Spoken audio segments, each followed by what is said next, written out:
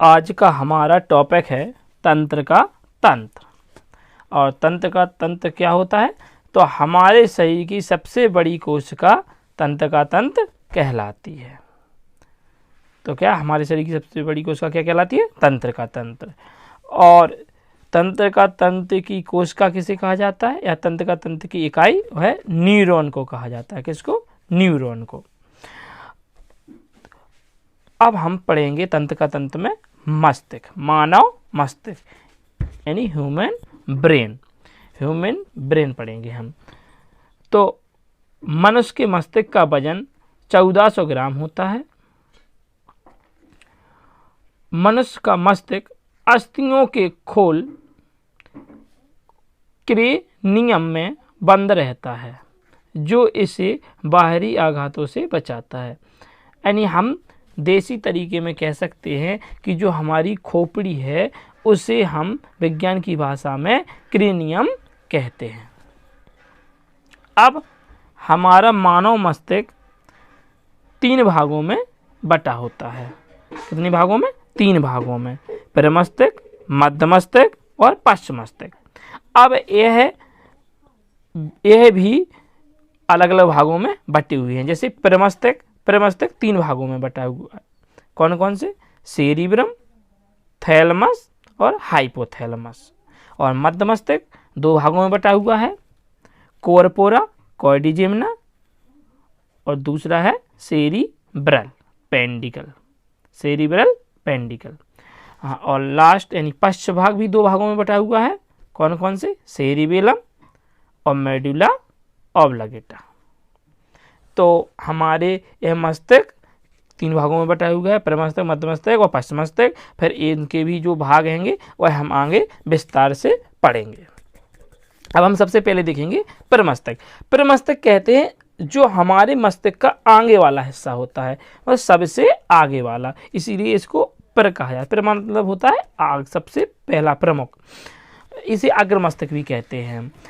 अब हमें ये देखना है कि ये जो प्रमस्तिष्क है तो यह किस प्रकार से कार्य करता है, इससे हमें क्या क्या जानकारियां मिलती है, इसमें क्या क्या जानकारियां रहती हैं।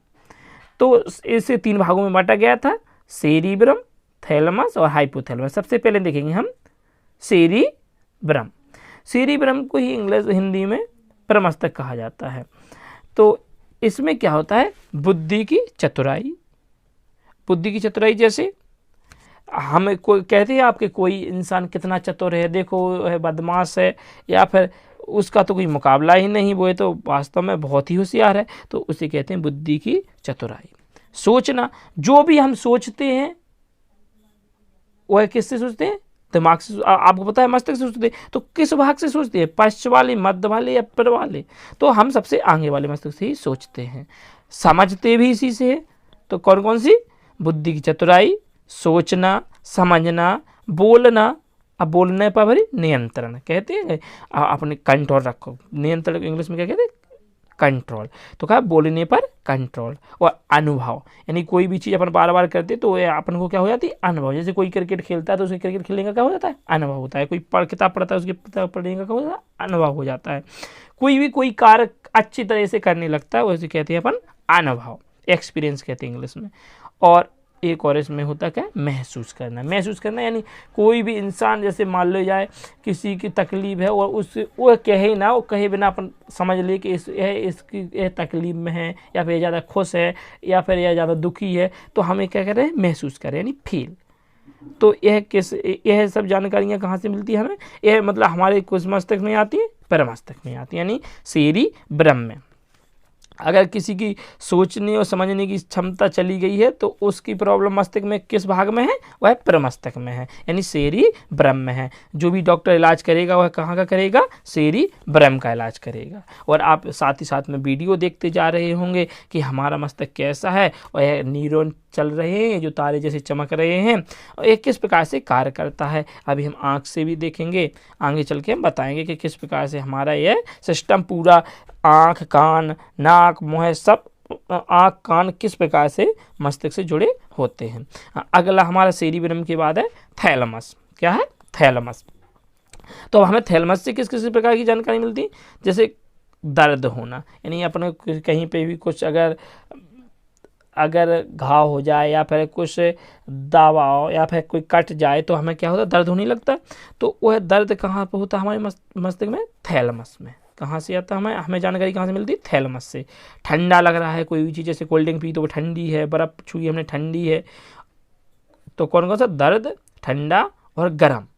जैसे कोई चीज़ गर्म हो हमने छुई तो क्या क्या, दर्द, ठंडा, गर्म का महसूस में से होता है, हमें थैलेमस से ही होता है। अगर थैलेमस हमारा काम करना बंद कर दे तो हमें ये चीज़ों के बारे में पता ही नहीं चलेगा कि हमने क्या पकड़ा है।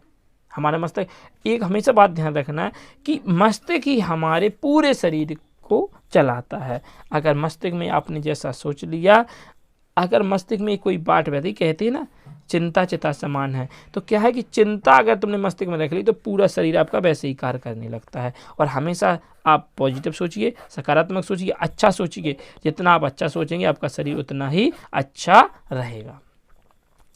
और मस्तिष्क को स्वस्थ रखने के लिए हमेशा सबसे ज़्यादा ऑक्सीजन की ज़रूरत होती है।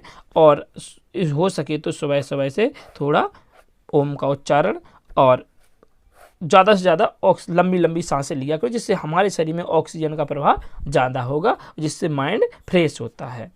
अगर शरीर को फ्रेश रखना है तो एक्सरसाइज करना ज़रूरी है, और माइंड को अगर हमें स्वस्थ रखना है तो माइंड ऑक्सीजन ज़रूरी है।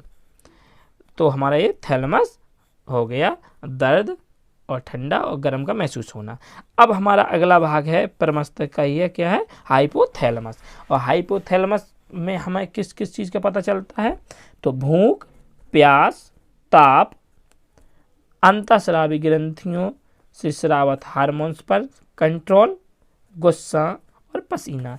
यह सब बातें हमें कहाँ से पता चलती हैं, हाइपोथैलेमस भाग से ही पता चलती हैं। वह इन्हीं से यह आगे बढ़ते हैं। अब अगला आगे बढ़ते हैं, अब हम हमारा अगला भाग है, ये हमारा प्रमस्तिष्क हो गया, यानी सेरिब्रम हो गया, थैलेमस हो गया। अब पूरा मस्तिष्क समझने के लिए आप भाग 2 देखिएगा। पार्ट 2 में हमारा पूरा मस्तिष्क समझाया जाएगा और भी बेहतर तरीके से। आज के लिए बस इतना ही। मेरा तो वैसे एक ही कहना है, स्वस्थ रहिए, मस्त रहिए और पढ़ते रहिए और अपने घर पर रहिए, क्योंकि मास्क पहनिए, 2 गज की दूरी अपनाइए। जय हिंद, जय भारत।